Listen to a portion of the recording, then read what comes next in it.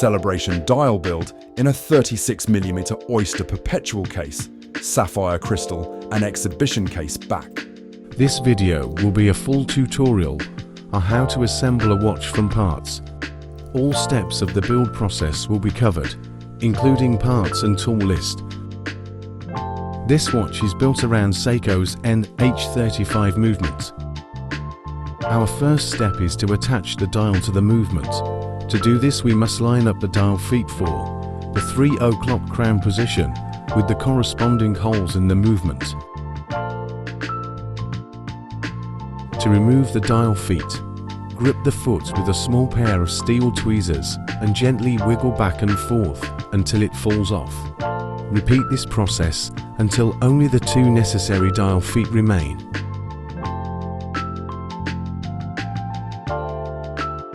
After removing the feet, there will be little nubs left behind where the feet were. Use a small and fine file to gently file these nubs away. This is an important step to ensure the dial sits flat on the movement. We can now secure the dial to the movement. Line up the 3 o'clock hour marker with the crown stem and press the dial feet into the holes.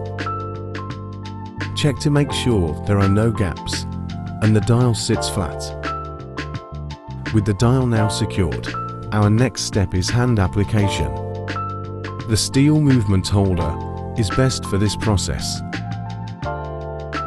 The tools I like for hand application include a wooden watch cleaning stick with Rocco applied to one end and a set of NH35 hand pushers.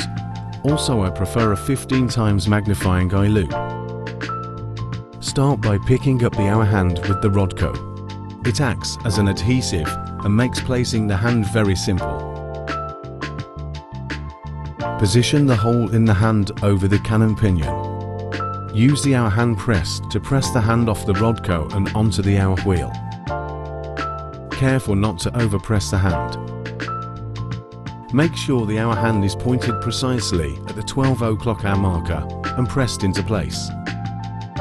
Use a polishing cloth to remove any smudges left behind from the Rodco. I like to wrap the cloth around one of the watch cleaning sticks and gently wipe it in a singular direction. This will shine the hand. Next, repeat the same process for the minute hand. It is very important for the accuracy of the watch that the minute hand is placed directly on top of the hour hand at 12 o'clock. Closely examine the hands to make sure they are parallel and will not interfere with each other as they make their way around the dial. Press the hands and adjust them as needed to ensure they are properly in place. Polishing the hands and removing any smudges is an important part of a high-quality watch build.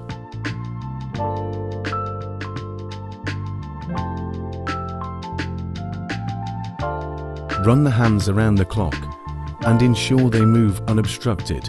Check to make sure the time's read accurately. A perfect 90-degree angle at 3 o'clock and 180 degrees at 6 o'clock is expected. This watch passes and the times are accurate.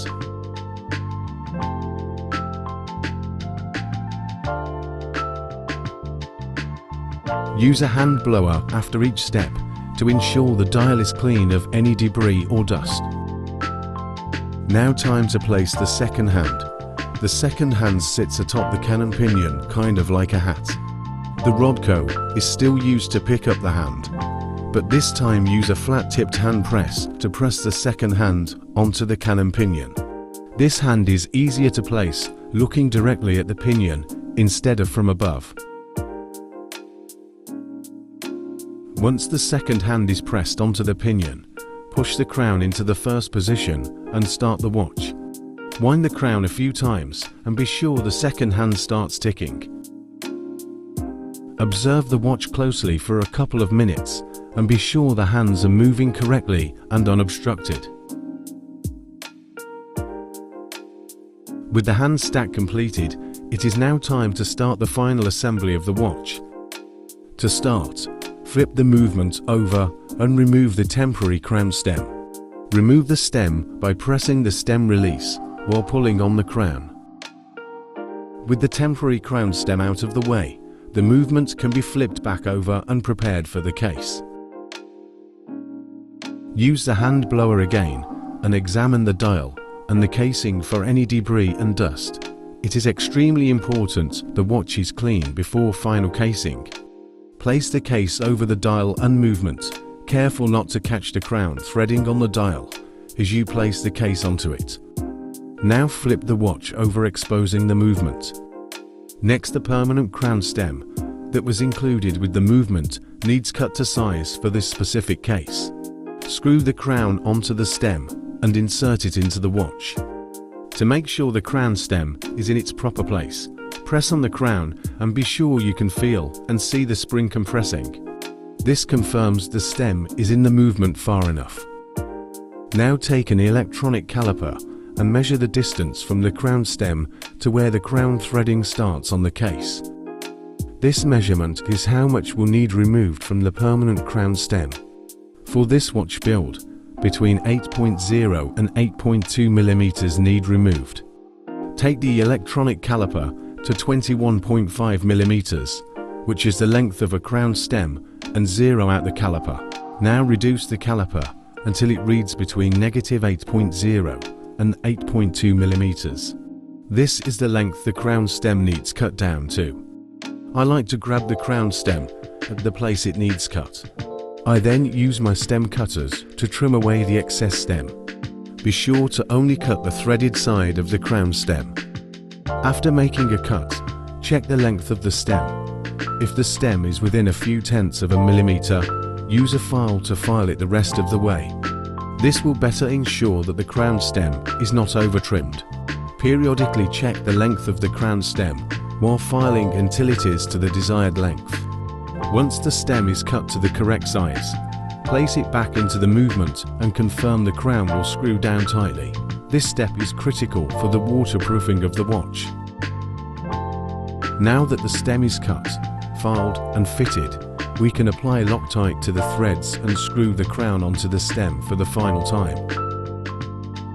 Once the crown is screwed down, wipe away any excess Loctite, as it would be detrimental to leave any on the stem when inserting it back into the watch.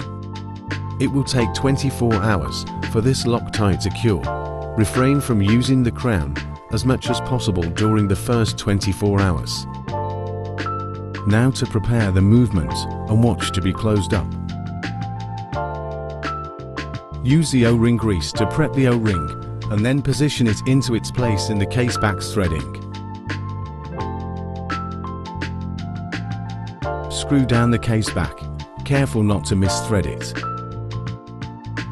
I like to use the tape to help thread the case back properly. The watch itself is now completed. Left only is to set the time and attach the stainless steel, polished center link, high quality watch bracelet.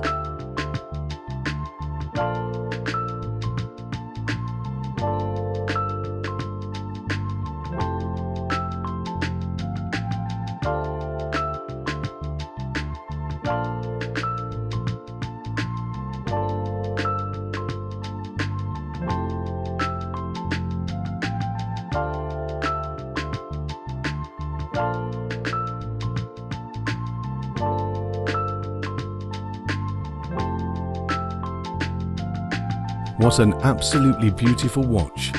I added the Dodson logo for aesthetics. That concludes this video. Thank you for watching. Please subscribe to my YouTube channel and follow Dodson Custom Watches on Facebook. Seriously, please subscribe. Bye.